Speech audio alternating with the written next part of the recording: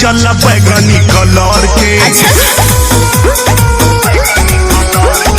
जल्दी से रेडी हो जा सज के संवार के, जल्दी से रेडी हो जा सज के संवार के। सरिया दिया दी चल बैगनी कलर के।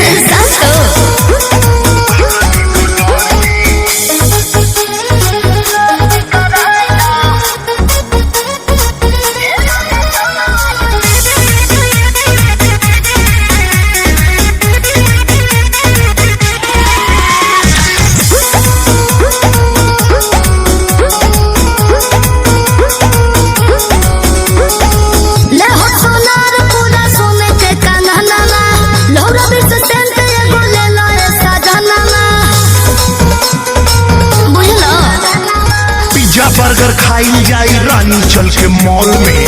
देखे के सिनेमा वही मॉलवे के हॉल में।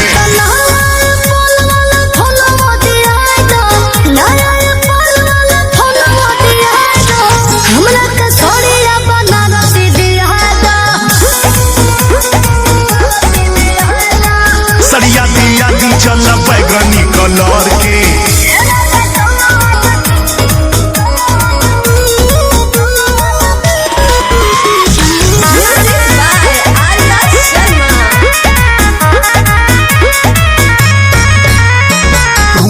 कमैले बानी दुबई से चाप के, हाई हिल के सैंडल दीवाई तोहरे नाप के।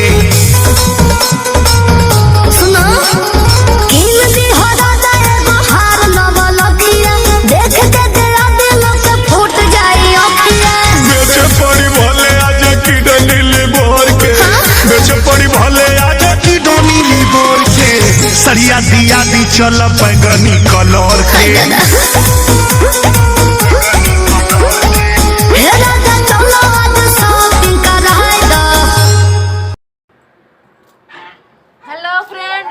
डांस में आप सभी का स्वागत करती हूँ। आप सब कैसे, उम्मीद करते हैं आप सब बहुत ही अच्छे रहिए, स्वस्थ रहिए, मस्त अपने काम में व्यस्त रहिए। तो फ्रेंड आप सब कैसे, उम्मीद करते हैं आप सब बहुत ही अच्छे रहिए और कैसे हैं कैसे नहीं कमेंट में बताइएगा प्यारा प्यारा सा। और मेरे वीडियो जरूर से जरूर देखिएगा, कैसा लगता है कैसा नहीं ये भी कमेंट में बताइएगा। और फ्रेंड मैंने बहुत ही प्यारा सा वीडियो बनाया है, आप सब जाके सर्च करके मेरा वीडियो अजय अंशु डांस पे देखिए पूरा वीडियो, और कैसा लगता है कैसा नहीं जरूर बताइएगा। और प्यारा लगे तो एक लाइक सब्सक्राइब कमेंट कर दीजिएगा। बाय बाय, फिर मिलते हैं किसी नेक्स्ट वीडियो में नई वीडियो के साथ। तब तक के लिए बाय बाय, जय हिंद, जय भारत।